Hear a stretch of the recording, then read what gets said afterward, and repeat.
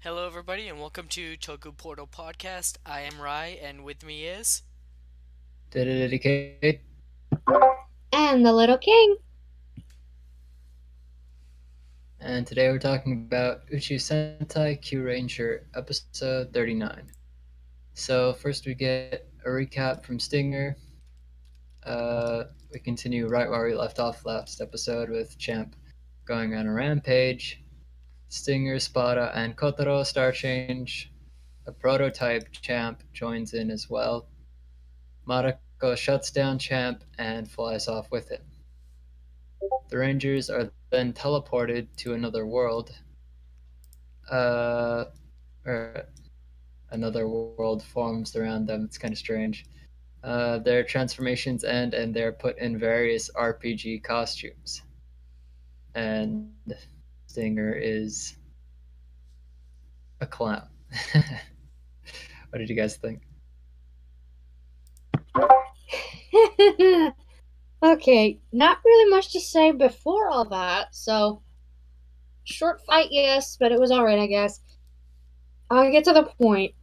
I know there's probably a lot of hate going towards the RPG aspect of this episode, but honestly, it did give some good laughs. Like Kotaro being in charge as the big old hero, Spada being the big brute for a change, Lucky just Lucky in his costume. And I will admit, I did like Stinger as a clown. I mean, he's always, not always, most of the time being the big edge lord when he's not sewing stuff, so, or being a bit of a perfectionist, to be honest, but so I like that we got to see a bit more of a sillier side to him. I'm sure his actor had an absolute blast with this, as did Lucky's, I'm assuming. Are you just gonna gloss over the fact that Lucky wore a skirt this whole episode? I thought you'd want to talk about that one. Well, you're right, I do. Lucky wore a skirt this whole episode. He was like. He was a black mage, but a female one for some reason. The Super Sentai Sailor Moon. Pretty much. Like, and no, doesn't bother me, but what weirds me out is that no one draws any attention to it. Like, none of them look at Lucky and go, "Why are you wearing a skirt?" I mean, obviously it's not by his choice, but they all just act like that's normal for him, and they solely focus on the fact that Stinger is a clown, which is abnormal for him. Are they just not surprised to see Lucky in a skirt? I want context here. Stinger's weirdness just completely made them focus on his odd behavior, and they just forgot about Lucky. I mean, even Lucky forgets. Like at one point, he talks like a female, and then or he yells like a dude, and then he goes and talks like a female. It was just weird.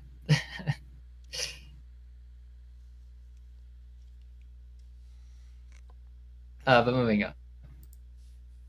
Uh, so yeah, we get the episode title, Space 39, The Big Adventure at Perseus. A laughing doctor appears before them, and yeah, he's laughing maniacally. He introduces himself as Dr. Anton. Confused, Stinger throws one of his juggling pins at him, which just reveals that he's a hologram. Anton tells them that they will wander his dimension for eternity. The Rangers are unable to star change, and Stinger says, "What's going on?" with high-pitched vibrato. So yeah, I was surprised to see Anton's actor back, but it's a creepy new get up. What did you guys think? I knew Stinger's actor was a good singer, but he's a damn good tenor. I gotta give him credit for that. And, yeah, seeing Dr. Anton back. Quick question. Do either of you know what the hell was that on his head? For the life of me, I couldn't tell what that was. I don't I remember what don't. you're talking about, so I'm gonna say no. He had a box headband thing on his head. I don't know what that was. Maybe I thought it was a camera or something. I don't know. But yeah, I mean, from what little we've seen of him, it's definitely a change. And seeing this more maniacal, psychotic, mad scientist sort of way he acts, again, despite how little we've seen, is definitely a stark contrast from what Champ has told us and what we've seen in his flashbacks. So I like that this was a definite shift. And yeah, I did like it. But like I said, I gotta give credit because, oh my god, he can hit those high notes. Yeah, Stinger can sing. Uh, I find it kind of weird that part of his gesture motive was forcing him to sing, but whatever. Uh, and hey, Dr. Anton actually appears again and isn't just some weird thing in a computer. More on that later. Yeah. So Sting reports to the other Rangers in song. Hami laughs, but the others are speechless. So Kotaro just brings them up to speed. The battleship's on the way to reinforce them. Champ wakes up in Anton's lab. He's shocked to see Anton as the weird cylinder thing that will be explained later. Stinger attempts to be serious, but he cannot stop dancing and singing. They come across a villager who warns them that there's an evil lord in the nearby castle and that he kidnapped the princess Kuroushi, which is basically just a play on words meaning black cow. Uh, so the Rangers head towards the castle to rescue Champ. Champ is not amused by the Anton he sees before him. Anton responds that the old Anton was him, but not him. The cylinder opens, revealing his current form, which is this orb thing with tentacles sticking out of it. It's pretty strange. Anton says that he will reset Champ, basically make him completely berserk. Thoughts? I'll get my thoughts on the rescue group out of the way. I understand that the non-stop dancing and some people, but you gotta remember, it's not like they chose this, and it's not like he's willingly doing this. Okay, and just the slight like this. Everybody's starting to get into their roles. Obviously, Stinger, but Spada sounding a bit more manly, or Kotaro owning up a bit to being a hero. Lucky. I will get into the gist of Lucky when we get to the fight. Don't worry. But as for Champ and Dr. Anton, one thing that caught my eye was obviously it's hard to portray emotions with such a with costumes in general. Champ, obviously. And with the restrictions as is and with the scene, I can see how it'd be tough. But I gotta say, the voice actor does a damn good job because you can tell his voice is just filled with shock and disbelief that the creator of his life, his own father even, is this madman who wants to change pretty much everything about him. And the cryptic riddles certainly weren't helping that case. So props to that voice actor. That was absolutely short, yes, but it was very well done. And Anton's new form, it's creepy, it's weird, and it fits him perfectly. So I am okay with it. I completely agree. They've done a fantastic job of having Champ express emotion despite the suit limitations. Uh, you can always tell what emotion Champ is experiencing, and it's just they've had a lot of practice with like the whole suits in general thing, it's just nice to see it in play outside of the normal Ranger suits on a character that technically has a face, but a very limited one.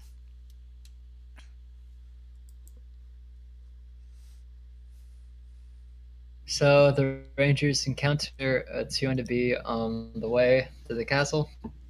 Kotaro and Spada defeat it despite Lucky failing as a mage and Stinger running away against his will. So basically, every time, the more energetically Lucky says his catchphrase, the more random things will just blow up. So, yeah, that's not going to work out very well. Yeah, King, what did you want to say about the fight? Okay, Stinger running, I get, because clowns don't usually fight, although aren't clowns also knife jugglers? Just saying. Kotaro being the big old hero fighting the enemy almost by himself, I get. Spada, I get. Lucky, okay. The personality thing, I thought was funny. The magic aspect of it? Yeah, why do you think I said he's a glorified Sailor Moon? Just the magic aspect of it. I did like, don't get me wrong, it's just, I can see the problems in it. Like, him not being able to aim straight, the fact that saying his catchphrase unwillingly causes stuff to go on fire or blow up, so I didn't mind it. I did like it. I can just see the problems in it, coupled with his personality and the fact that that costume is not exactly doing him wonders. So, but yeah, I mean, I did get laughs out of it, and if people do or don't like it, that's fine. I personally did like it. Kotaro's attack there, his finisher attack, very much reminded me of the Gokaiger's finisher, the final wave.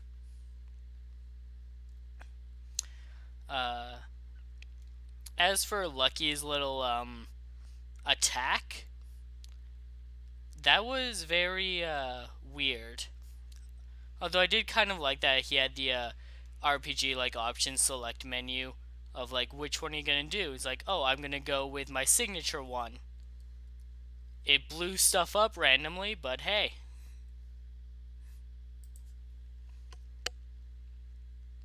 Yeah, it was fun. So let's see. Oh yeah, Anton reveals that his brain has served dark matter for hundreds of years, and that he's a split personality of the original Dr. Anton, who literally split himself off of the original before the good Anton ran off with Champ and was eventually killed by Scorpio. So a split personality turned himself into some tentacle orb thing. Pretty interesting, unless you just don't find that interesting at all. So yeah, Anton tells them. Oh wait, I'll let you guys say your thoughts before I move on. Thank you.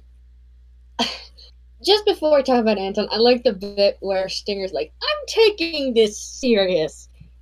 I'll get back to that in a bit. But yeah, Anton's whole spiel about how the split personality thing, I can actually see that. Because, I mean, the cyborg implants, when Champ first talked about it when he came back, it was hard to picture, honestly.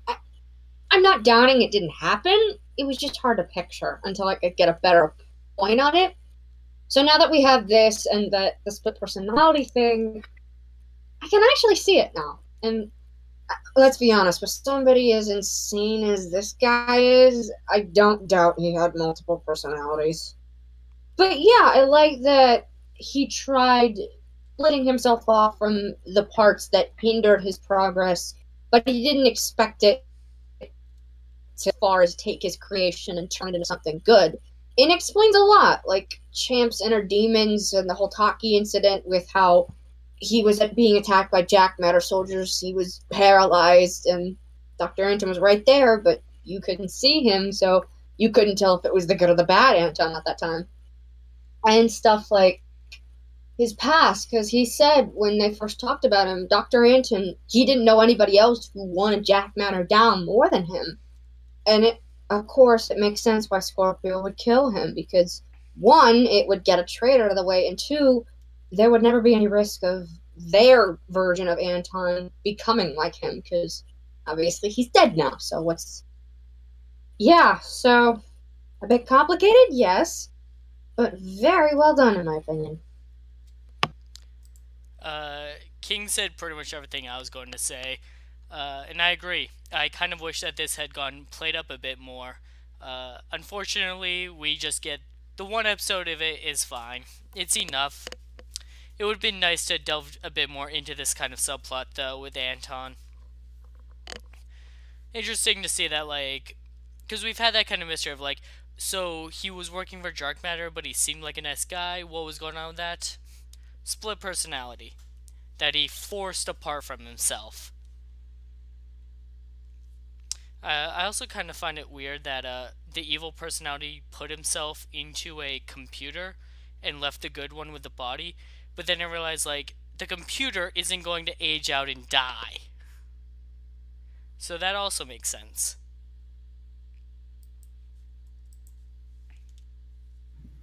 Yeah.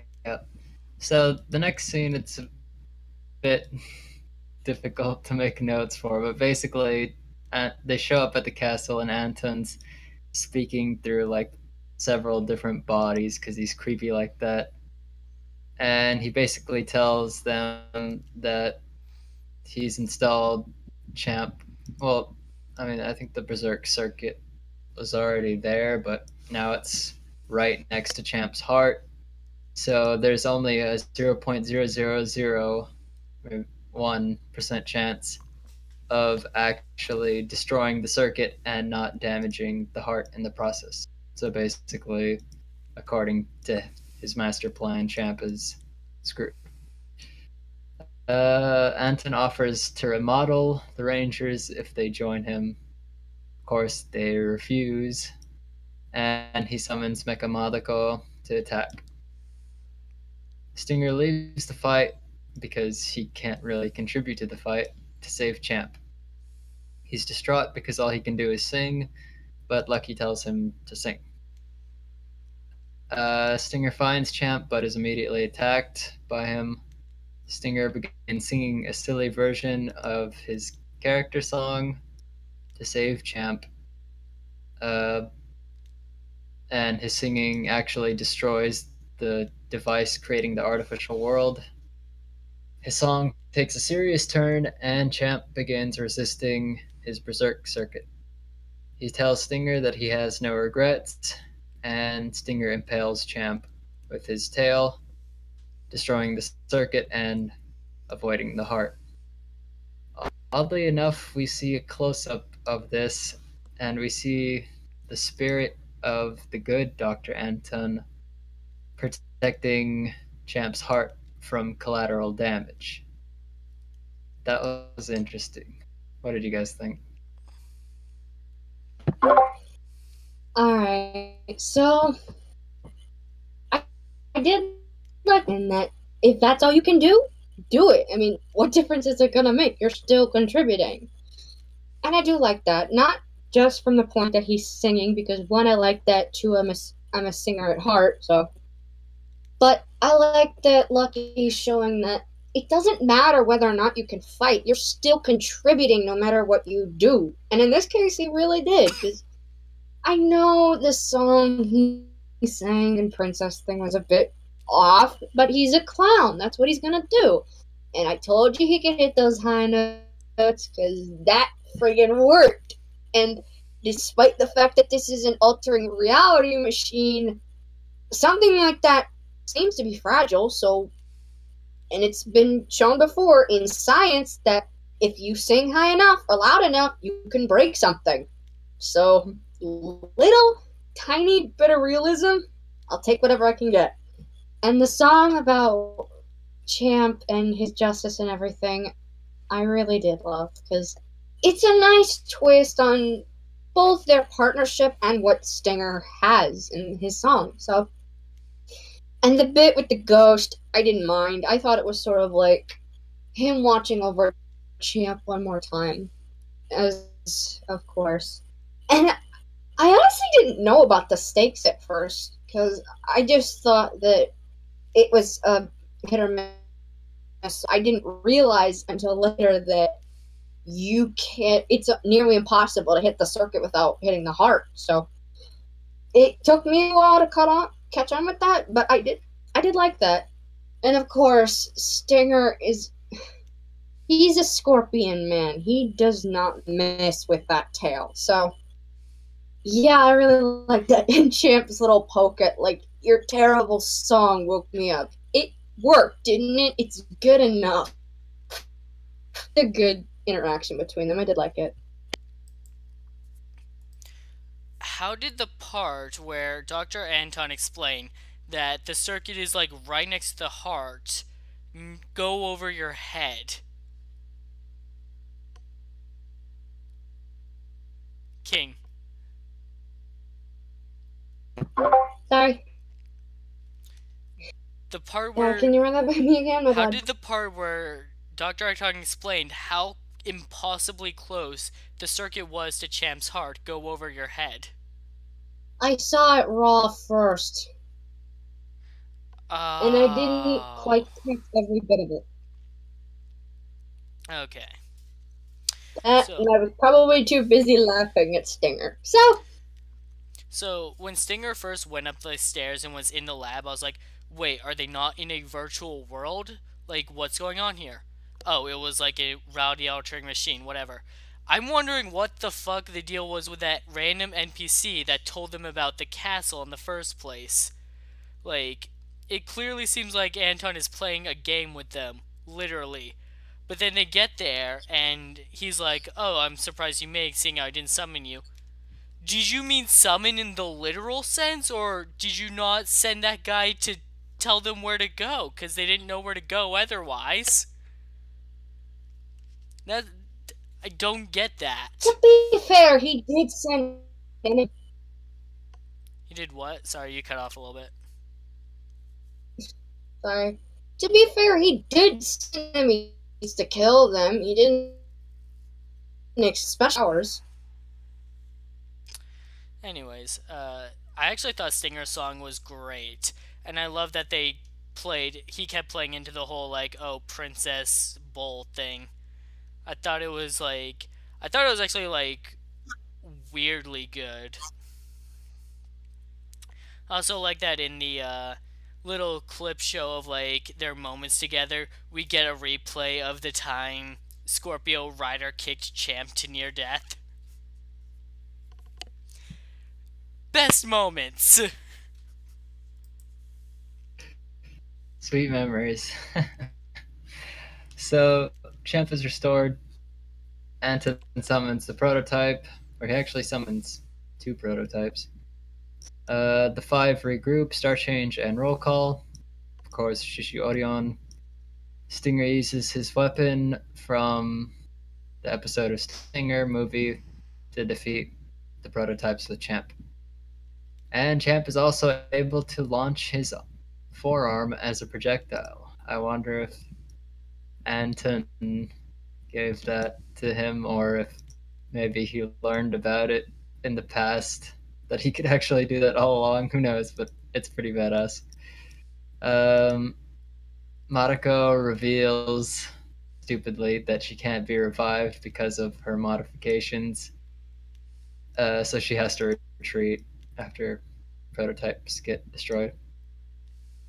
But they turn giant, thanks to Dr. Anton. The others arrive in the battleship. Super KyuuRanger and Orion Battler defeat them. Anton swears he will have revenge. Once again, Champ jokes about Stinger singing. Naga and Balance find a treasure chest with the Perseus Q-Tama inside. The Rangers leave for Cassiopeia for the final Q-Tama to break the barrier around the Crux system. Episode end. Thoughts? The fights I loved. My best guess about Champ's little arm rocket is that the insane Dr. Anton put that in as just like a modification to make him more deadly, I guess. And hey, episode of Stinger's finally canon again, because now he used the unicorn one. Yay! Not much to say about the Zord fight, so I'll leave that. And the bit at the end, like Champ joking about his singing again. Did anybody else notice Hammy bitch slapped Lucky again? Like right before the bit with Gato and Champ as singer, like she actually. No, I did not notice that. Look at the last scene, bottom left corner. I will again.